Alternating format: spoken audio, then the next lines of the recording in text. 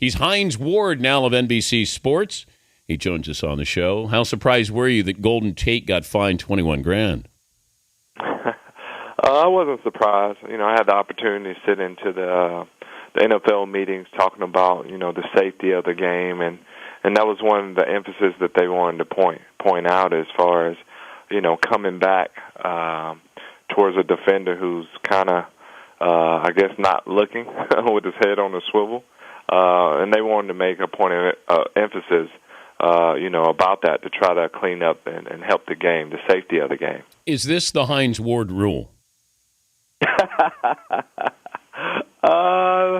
When I saw the hit, I could say, yep, he's going to get fined. But there, if I Google you and the hits that come up, Keith Rivers, Ed Reed, it's a long list there of these kind of blocks.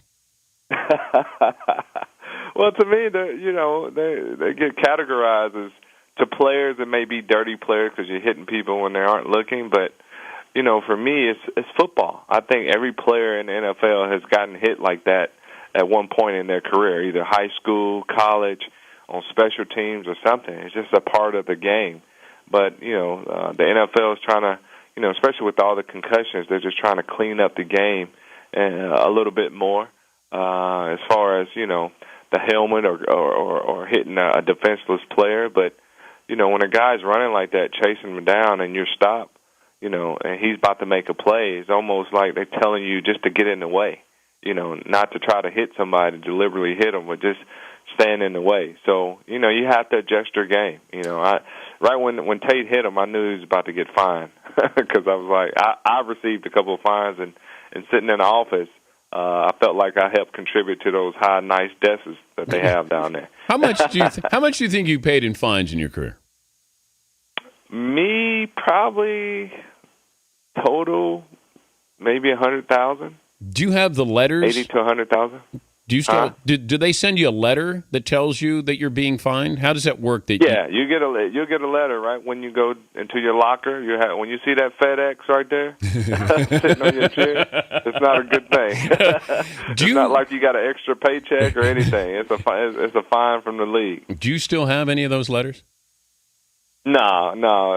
You keep them because you want to try to go to the appeal. Try to appeal it, but at the end of the day, I've never seen anyone say that they want an appeal. You may get some deducted off of it, but no one's ever completely, won the appeals factor.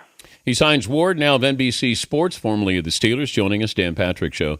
If you're a wide receiver now, given these replacement officials, what can you get away with? What concerns you? What bothers you? How does it affect how you play?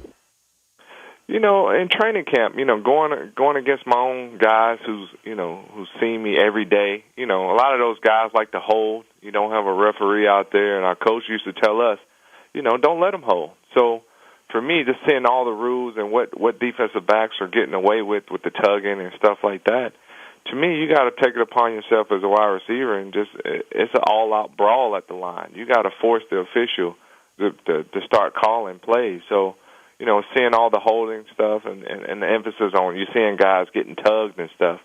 For me, I'm head slapping. I'm doing whatever it takes to get off that line of scrimmage. And if you're going to call it on me, I'm going to make it a point to the refs, or you better watch this matchup all game long until I'm going to force you to call something. It's going to be on me or it's going to be on him holding me. So, for me, I just try to tell some of the guys, don't let the official if they're going to let you get away with holding at the line of scrimmage or, when you get off the ball, then you know what? You can get away with getting off at the line of scrimmage as well. So, don't let the official dictate how the game is going to be played. Would you work the official? Oh, no question. During TV timeouts, I'm getting them Gatorades and get them a cup of water, do whatever. I'm playing everything. But at the same time, guys, receivers have to be more physical at the line. If they're going to let anything go like that with the holding stuff, then you got to get them off of you. What did you think of Troy Polamalu when he was on the show a couple of weeks ago, talking about all the concussions that he's had? It's common. Dan, guys, we have that mentality. We're never going to throw in the towel. I think the running back for the Jets. I mean, he came up and I think Ryan Clark put a great hit. I knew he was concussed already. Sean Green. I think it was Sean Green. Yeah. He was concussed the way he got up. He just got up slow. But didn't he come back into the game? Yeah, I think he got back. But how does that happen, Hines? It's not. People can sit there and say with the doctors and all these tests and whatnot. At the end of the day, you can't tell someone how they feel. But did you ever cheat? I tried to fake it though. I brought up the fact when you got hit by Ray Lewis and you were knocked out or got concussed and you grabbed your ankle because you knew if you grabbed your ankle, right? You did that on purpose, right? Yeah, I did it on purpose because I knew you got me. To me, I felt like, I got my bell rung. I was a little woozy a little bit. And, yes, that is a concussion, But, by the second half, I felt fine. I answered all the questions. Okay, give me the questions. Tell me, if I go to the sideline, I just got popped by Ray Lewis, and I'm a little woozy. What are the questions I'm going to get as I go to the sideline? Question is, do you remember the play? Name the play.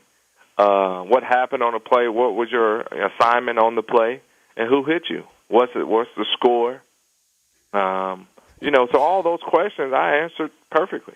But it was a national televised game, and with the concussion rules, so many teams are so scared, to put players out there. They don't want to be held liable for that. But when I saw Sean Green get hit, instantly I knew he was concussed, and then somehow he ended up getting back into the game, I think. How do we protect you, or the league, how do they protect you from you? Because isn't that what this lawsuit's about? I mean, part of the lawsuit's about that, isn't it? Give us lifetime insurance. Lifetime insurance, that would do it, huh?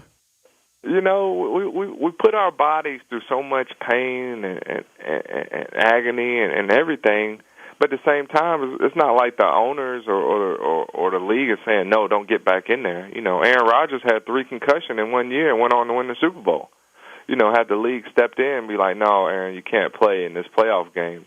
I'm pretty sure that wouldn't sit well with the Packers organization or even Aaron Rodgers. So, we as players, we don't have that mentality of worrying what's going to happen to our bodies later on down the line. I think just because of the fact that we don't have the information provided for us. We don't know how many concussions it takes for you to be cuckoo. Is it a big one or is it multiple ones, or that's still a question that we can't answer. We know that it causes severe pains and you can have problems down the road, but people smoke every day. I mean, I don't think they worry about problems that they have down the road. And as players, you only have a small window to maximize as much money you possibly can. So guys would literally die for that. I know guys on the street say, you know what, I go out there and play with a broken leg just to go out there and make a tackle and get a big paycheck.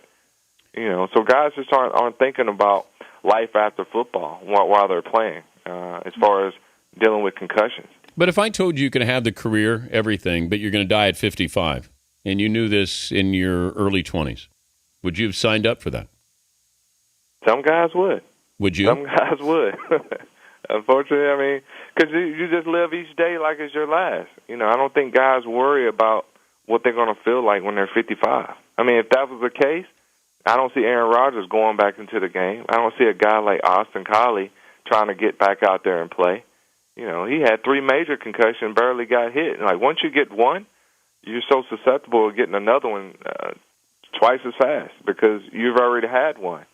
So, once you start to get cumulative concussions back to back, then, it's not a good sign. But I don't think guys sit there and worry about their life, what it's going to be like when you're 55.